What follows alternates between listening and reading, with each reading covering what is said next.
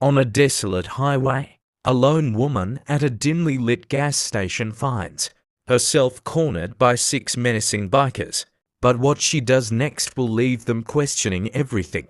The gas station stood like a beacon of light on the stretch of Highway 70, -1 miles from the nearest town. Carla had been driving for hours, her playlist on repeat, her mind replaying the events of a long, exhausting day. The thought of grabbing a cold drink and filling up her tank was a small comfort. Before she tackled the remaining miles home, she pulled her grey Toyota Camry into one of the pumps. Stepping out into the warm night air, the smell of diesel lingered faintly, and the fluorescent lights above cast a stark glow on the pavement. Carla adjusted her purse on her shoulder and began refueling, her thoughts lost in the rhythm of the gas pump.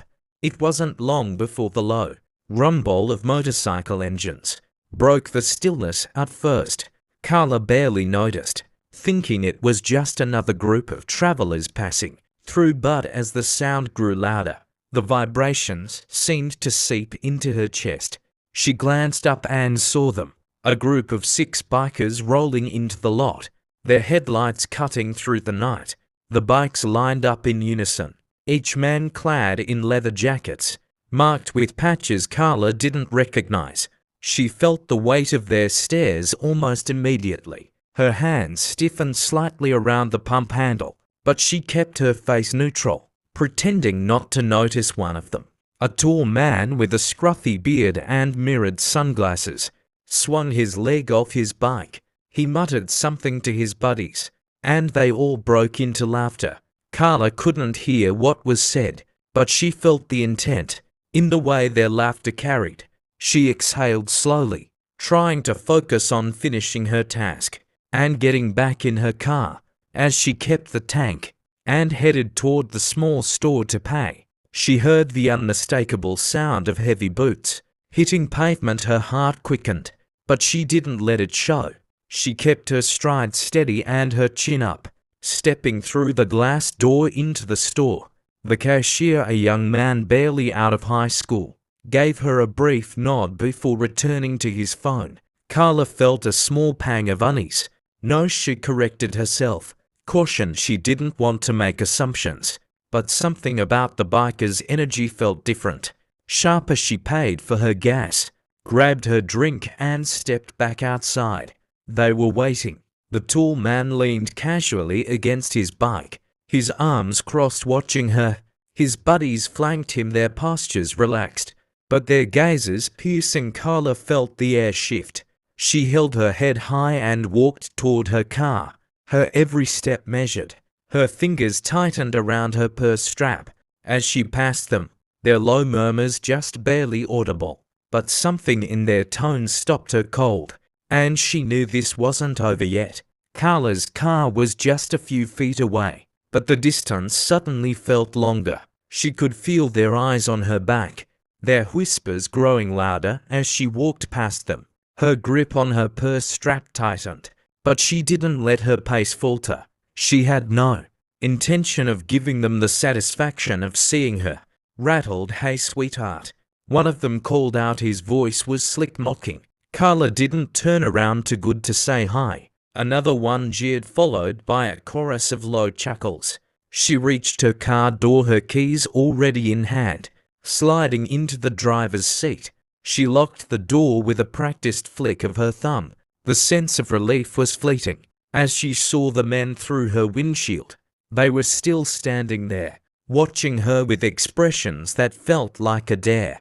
As she started the engine, one of them stepped forward, his boots crunching against the gravel. He was shorter than the others, but carried himself with an exaggerated bravado, his face twisted into an unpleasant smirk. Carla didn't need to hear his words to know he had no intention of being friendly. "Where you headed in such a hurry, huh?" he said, slapping a heavy hand on the hood of her car. Carla's heart skipped, but she didn't flinch. Instead, she looked him straight in the eyes, through the windshield, her face unreadable. She considered driving off, but something told her that would escalate things. These men wanted a reaction. and Carla wasn't about to play into their hands. The tall one with the beard strolled forward next, his mirrored sunglasses reflecting her image back at her. He leaned casually against the driver's side door, forcing Carla to lower the window slightly. "Didn't your mama teach you manners?"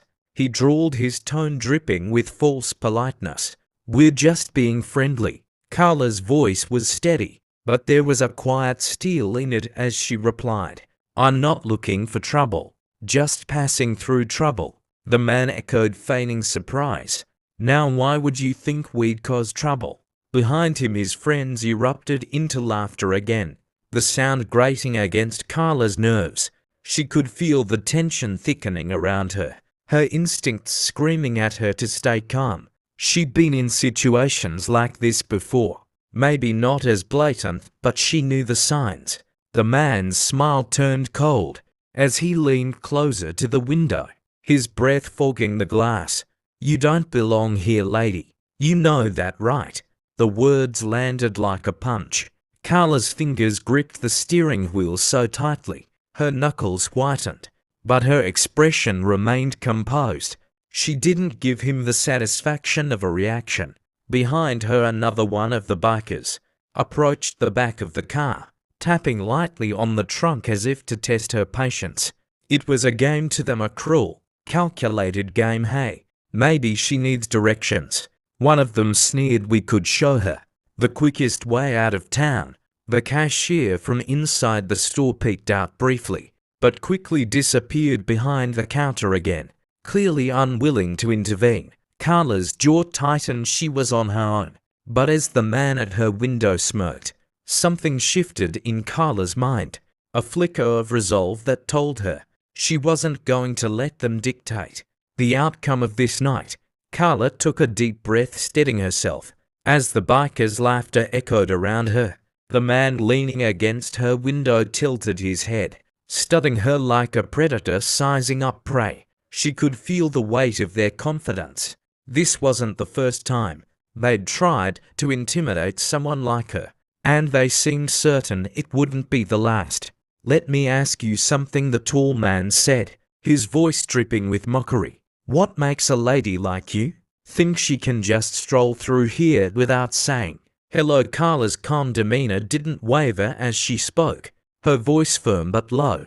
"I already told you I'm not looking for trouble. I just want to be on my way."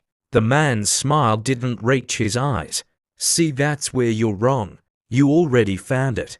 One of the others kicked a loose stone, sending it skittering across the pavement toward her car. Another circled to the passenger side, his boots deliberately loud against the ground. Carla's pulse quickened, but her outward composure remained steady. She wasn't going to let them see fear. Her phone sat on the passenger seat, and she suddenly reached for it, her fingers brushing against the screen. But before she could pick it up, the tall man's hand slapped the roof of her car, making her flinch despite herself. "Oh," he said, shaking his head.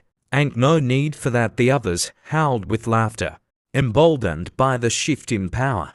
Carla clenched her teeth. She knew she had to think fast, but she also knew she couldn't afford to act rashly. These men were looking for any excuse to escalate, and she wasn't about to hand it to them. As the man beside her window leaned in closer, Carla met his gaze head on. Her voice, though quiet, carried a weight that caught him off guard. "You don't scare me," she said simply. The laughter stopped for a moment. The night seemed to hold its breath. The man straightened, his expression darkening, as if her defiance had challenged the very core of his authority. His buddies exchanged uneasy glances, the sudden silence unsettling even to them. But it didn't last. One of them, a wiry man with a snake tattoo winding up his neck, broke the tension with a sneer. "Big words, lady. Let's see if you can back them up." He stepped toward the car, but Carla was already moving. Before he could react, she rolled up her window and locked eyes with the man, still leaning against her door. Her hand shifted to the gear shift, her intention clear. "I said," she repeated, her tone razor sharp, "you don't scare me." The tall man's lips curled into a smirk, but there was a flicker of uncertainty in his mirrored sunglasses. He took a step back, his bravado faltering. Carla used the opportunity to shift into reverse, the sound of her engine roaring to life, cutting through the tense air. She didn't drive off, not yet. Instead, she held her ground, her foot hovering over the brake as her car idled. The message was clear: she wasn't running. The group hesitated, their confidence wavering in the face of her defiance.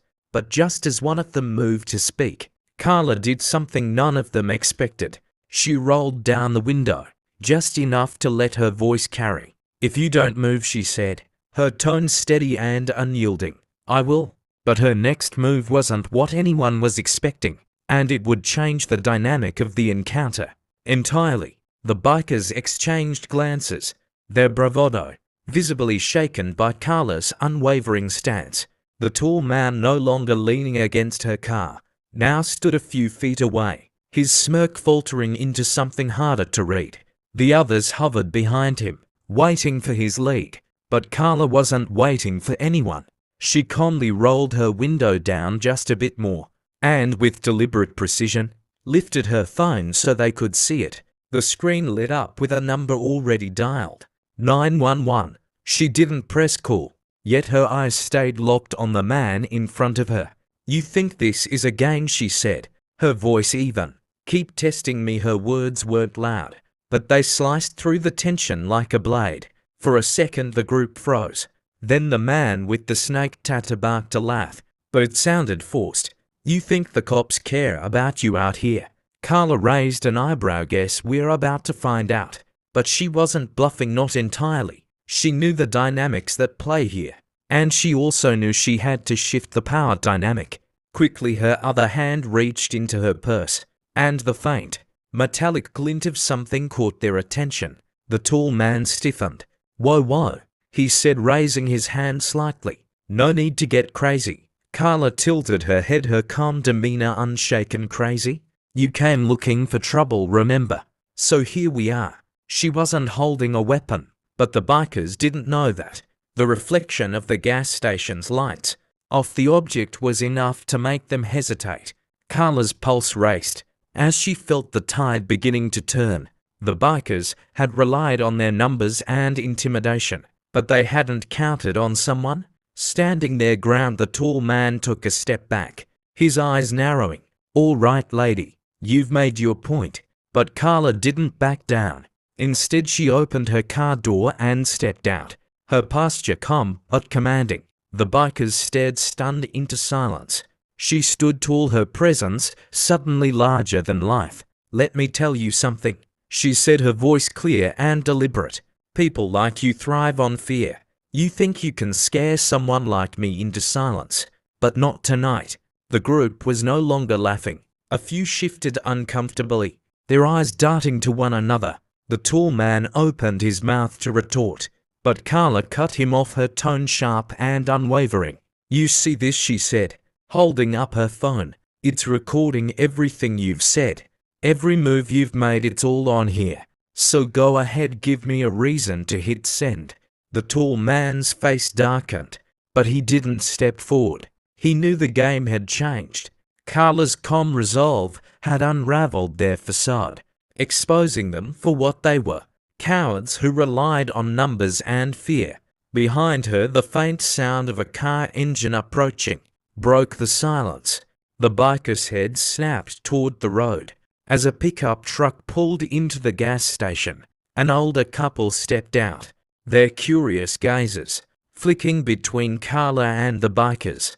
The presence of new witnesses seemed to drain the last of the bikers' bravado. The tall man spat on the ground, his frustration barely contained. "Let's go," he barked to the others. "This ain't worth it." One by one, they climbed back onto their bikes, the rumble of their engines filling the night air. Carla didn't move, her eyes fixed on them, until the last one disappeared into the distance. Only then did she let out a long, shaky breath. The older couple approached cautiously. "You all right, ma'am?" the man asked, his voice gentle. Carla nodded, her composure returning. I am now, thanks for stopping. As the couple lingered nearby, Carla climbed back into her car. Her hands trembled slightly as she gripped the steering wheel, but a sense of triumph swelled within her. She had stood her ground and won. But as Carla drove away, her thoughts lingered on the deeper meaning of the night's events and the lesson she hoped others could take from it. As Carla drove down the dark highway, the adrenaline began to fade, replaced by a quiet reflection. The road ahead stretched endlessly, but her thoughts stayed rooted in what had just happened. She replayed the confrontation in her mind, her pulse still faintly elevated. But this time there was no fear, only resolve. She glanced at her phone resting on the passenger seat. The recording was still running, capturing every word, every action, every moment of that tense encounter. Carla stopped the recording and saved the file. Part of her wanted to delete it and let the night fade into the rearview mirror. But another part of her, the part that had taken a stand, knew this was bigger than just her. The bikers had retreated this time. But what about the next person they tried to intimidate? The thought burned in her mind. Carla wasn't the type to seek conflict, but tonight had shown her that staying silent wasn't always an option. Maybe this recording could serve as evidence, or perhaps as a reminder of the strength it takes to stand tall when the odds seem stacked against you. The faint glow of the next town's lights appeared on the horizon, and Carla decided to pull over at a small diner. She parked her car, letting the hum of the engine subside, and stepped out. Inside, the diner was nearly empty, save for a waitress behind the counter and an elderly man sipping coffee at a booth. The waitress greeted her warmly. "Rough night?" she asked, noticing the tension still lingering in Carla's shoulders. You could say that Carla replied with a small smile. She ordered a cup of tea and took a seat by the window, staring out into the quiet night. The confrontation had rattled her, but it had also reminded her of something she'd nearly forgotten: the power of courage. Her phone buzzed, and she saw a message from her younger sister Denise. The text read, "Call me when you get home. Just wanted to check in on you." Carla smiled faintly, feeling a wave of gratitude. She typed back a quick reply, "Will do, love you." She realized she hadn't told anyone about the bikers, yet not her family, not the friends she usually confided in. Part of her wanted to keep it that way, but deep down she knew this was a story worth sharing, not for attention, but to remind people, especially women like her, that they didn't have to live in fear. Her thoughts were interrupted when the elderly man in the booth spoke up. "Miss," he said, his voice gravely but kind, "saw you pull up, you all right?" Carla turned to him, surprised by his concern. "Yes," she said. After a moment, "I am, thanks." The man nodded, his gaze thoughtful. "Sometimes the world will test you in ways you don't expect, but it's how you stand that tells the story." Carla's lips curled into a small smile. "You're right about that." As the man returned to his coffee, Carla felt a sense of calm settle over her. The events of the night still lingered, but they no longer weighed her down. Instead, they felt like proof of her resilience. Carla's courage shows us all that standing strong in the face of fear can change everything. If you were inspired by her story, hit the like button, share it, and spread the message.